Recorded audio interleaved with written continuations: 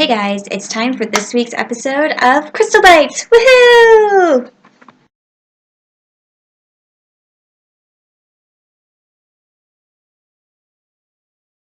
I am so stoked about the crystal today. So, this is. Uh, I really gotta get a good picture and video editing software.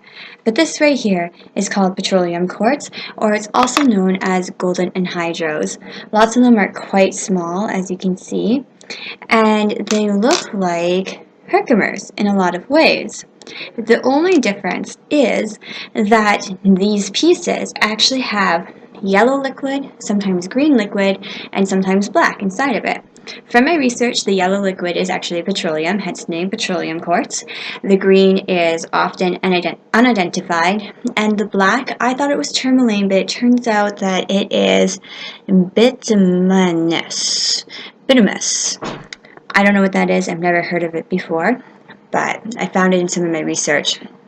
So, petroleum quartz comes from the Pakistan-Afghani border and is more of a recent find. It's actually really ironic. One of my crystal brothers in San Francisco received his package of petroleum quartz maybe 3 weeks before I received my package of petroleum quartz.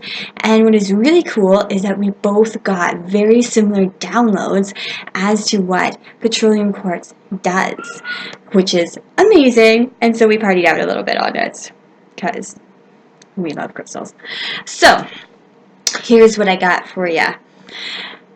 So when I started tuning into petroleum quartz, I actually just found it was fucking epic, because what it started to show me was that quartz takes hundreds of thousands, if not millions of years to actually formulate.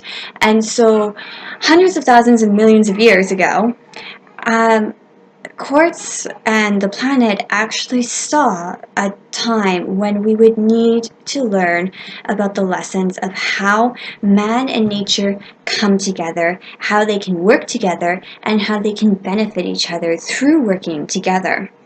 And so what started happening was quartz started forming around petroleum, and the petroleum is actually liquid. Most of these crystals that I've seen will have an anhydro in them, which is an air bubble that's captured inside the crystal that actually moves. And the petroleum is actually still liquid inside of these crystals.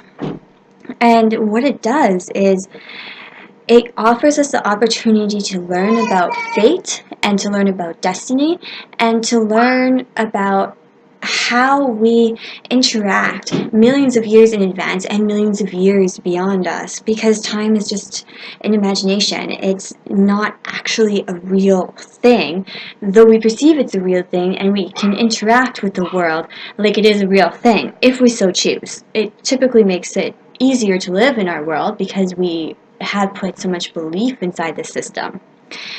This petroleum quartz, beyond teaching us about fate and destiny, how timeline works and things like that, it also teaches us about a connection to the earth. And it teaches us how to connect to the earth in beneficial ways that help both parties. So helps nature and helps us to grow. It teaches us that we don't need to be using the technology we have today. There are certain crystals that will teach us new ways of technology, given to the right people who can implement these new ideas, these new manifestations of operating inside of our world. And the other thing that it teaches us, beyond how man and nature merge together and how they can kind of grow together, which is a really beautiful thing, is there is a balance that happens, and it teaches us about this balance, and it elevates us. And that balance stems from some of the crystals that I've read have talked about the masculine and feminine energy, and they actually have a balance of the sexual energy inside of us. Some of the crystals, it's just how masculine and feminine energy can interact, how Mother Nature can interact with humanity, which humanity tends to act in very masculine ways at this point in time. and how they can merge together, how they can work together, and actually help each other grow and flourish. So I am in love with petroleum quartz because I think there's such an important mineral to be out on the planet right now and to be teaching us and to be serving us. So enjoy them. Have fun.